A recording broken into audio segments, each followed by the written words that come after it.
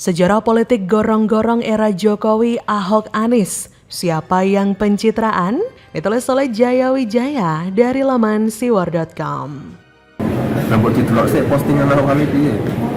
Saya nggak mungkin bereaksi seenaknya kalau nggak ada kata-kata yang menyakitkan. Anies paling hanya bisa membangunkan ayam tetangga yang biasanya bangun paling subuh sambil berkokok kencang. Setidaknya dia bisa bangga. Woi ayam, akhirnya gue bangun duluan. Udah, jangan dimasukin hati loh Pak Anies. Kalau ente jelek-jelekin figur lain, dampaknya tuh ke Anies. Karena kata Anies, perilaku pendukung, perilaku relawan itu mencerminkan yang didukung.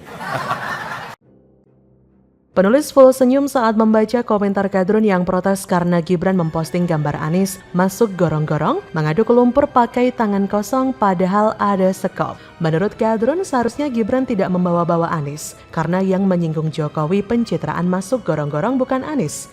Gibran kata Kadrun seharusnya balik menghina ayah pencemooh Jokowi, bukannya Anies. Tapi yang lucu adalah foto yang diposting Gibran itu sebenarnya Anies sendiri yang upload. Kalau Anies sendiri bangga sampai upload fotonya masuk gorong-gorong, kenapa Kadrun menuduh Gibran menghina? Ya itulah Kadrun, mau menghina, tapi ketika junjungannya dihina balik, tiba-tiba sok bicara etika. Tapi ngomong-ngomong soal gorong-gorong, ini ada sejarahnya loh, mulai dari era Jokowi, Ahok sampai era Anies. Jika kita paham sejarah dan timelinenya, maka kita akan paham siapa yang sebenarnya pencitraan. Kemenangan Jokowi pada Pilkada Jakarta 2012 bisa dibilang fenomenal, karena Jokowi yang awal kedatangannya cuma memiliki elektabilitas 9%, akhirnya jadi juara mengalahkan Foke yang juara di berbagai lembaga survei. Maka saat itu ada istilah Jokowi Effect, di mana Jokowi menjadi media darling yang selalu diikuti kemanapun. Nah, dengan gaya kerja belusukan sejak masih di Solo, saat itu awal-awalnya kerja Jokowi mengecek kondisi gorong-gorong. Betapa kagetnya Jokowi karena sekelas Jakarta, kecil banget gorong-gorongnya. Makanya setelah Jokowi masuk gorong-gorong langsung banyak proyek membesarkan gorong-gorong dan penataan got seluruh Jakarta yang berlanjut proyeknya sampai sekarang termasuk saat era Ahok dan Anies. Lalu setelah Jokowi lengser, Ahok menggantikan Jokowi dan melanjutkan proyek-proyek Jokowi sebelumnya. Lalu di era Ahok tim oranye mulai dikerahkan dan melakukan pembersihan gorong-gorong seluruh Jakarta. Jadi Jokowi masuk gorong-gorong itu hanya permulaan dari penataan gorong-gorong seluruh Jakarta. Hal tersebut tidak pernah dilakukan lagi setelah era Ahok. Namun diteruskan oleh Ahok dengan mengerahkan tim oranye untuk pemeliharaan. Ahok tidak perlu masuk gorong-gorong lagi dan cukup membuat sistem untuk mengontrol pemeliharaan gorong-gorong seluruh Jakarta.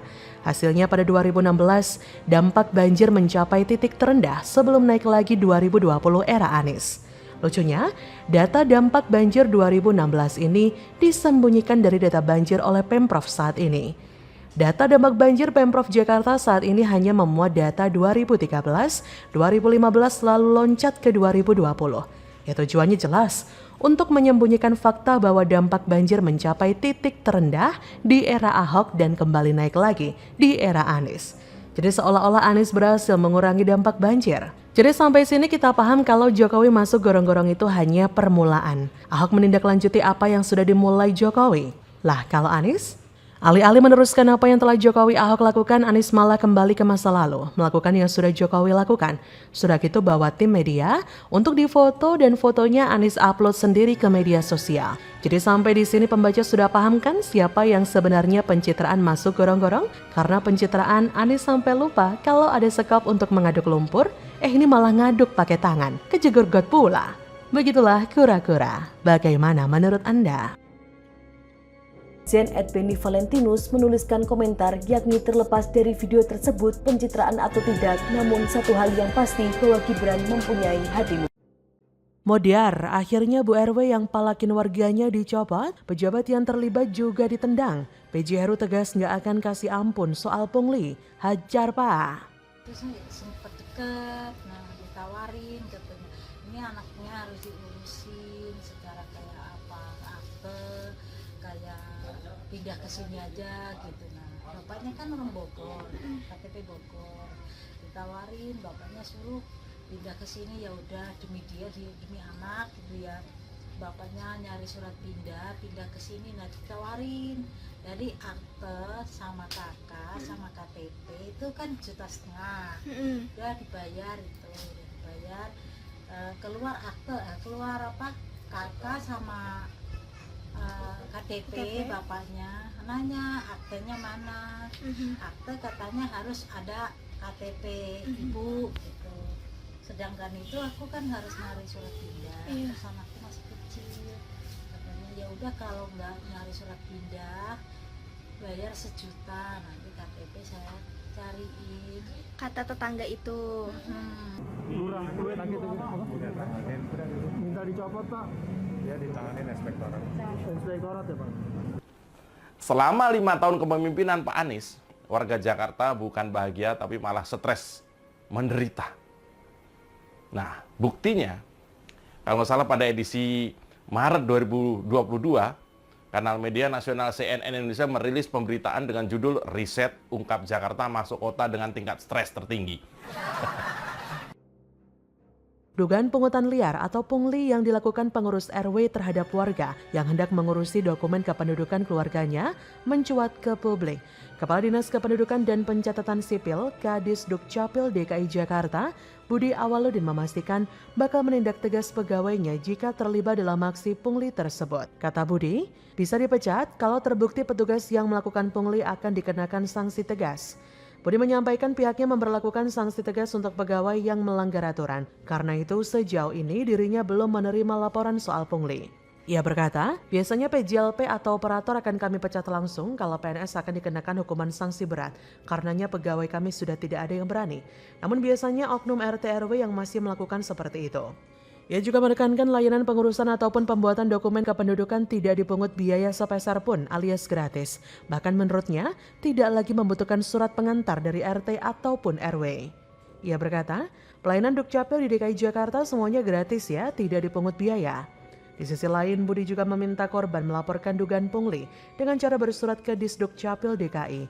Surat itu menurutnya bisa dikirim beserta bukti pungli. Ia berkata, yang kena pungli bisa kita panggil atau buat surat ke kami. Diberitakan sebelumnya anggota DPRD DKI Jakarta, Imam Mahdiah mendapat laporan dugaan pungli dari Durikepa, Jakarta Barat. Merujuk pada laporan yang diterima Ima, pungli itu dilakukan oleh pengurus RW terhadap warganya yang hendak menguruskan dokumen kependudukan keluarganya. Kata Imam melalui Instagramnya, Selasa 27 Desember, menindaklanjuti laporan warga, Bapak Hendra 3 tahun lalu bayar 2,5 juta ke oknum untuk pengurusan akta kelahiran dan tidak jadi-jadi. Akhirnya beliau lapor ke nomor pengaduan saya. Dihubungi secara terpisah, Imam menjelaskan kasus itu bermula pada 2018 silam. Saat itu, korban mengaku dimintai uang oleh istri ketua RW berinisial D sebesar 2,5 juta untuk biaya mengurusi dokumen administrasi milik istri dan anaknya. Oknum D itu menjanjikan dokumen selesai dalam waktu singkat. Saat itu tugas-tugas RW diserahkan kepada istri lantaran ketua RW yang menjabat saat itu sedang sakit. Namun nyatanya setelah 3 tahun lamanya, dokumen itu ternyata tak kunjung selesai. Ia berkata, jadi waktu itu pas ada pengaduan masuk dari Pak Hendra, Bu bisa dibantu nggak? Anak saya sudah 3 tahun umurnya, waktu awal-awal itu diminta bantuan sama istri RW mereka bayar. Pada akhirnya Ima pun membantu korban menyelesaikan dokumennya. Ia pun sudah melakukan cross-check dugaan pungli itu kepada Pemprov DKI. Di sisi lain, laporan tentang istri RW di Jakarta Pusat melakukan pungli dengan dimintai duit 2,5 juta untuk mengurusi akta memicu kehebohan. Lurah Durikepa Abdul Rashid mengatakan sudah menindaklanjuti dan meminta keterangan dengan terduga dan pelapor. Rashid berkata, kita sudah tindak lanjut ya informasi tersebut, oknum tersebut sudah kita mintai keterangan, begitu juga dengan pelapor. Rashid mengatakan pihaknya saat ini sedang mempelajari dan memproses dalam memberikan sanksi. Ia mengupayakan agar terduga dapat mengembalikan uang tersebut. Ia berkata, oknum yang diduga melakukan pungli sedang kita pelajari dan proses dalam pemberian sanksi agar tidak lagi terjadi hal tersebut.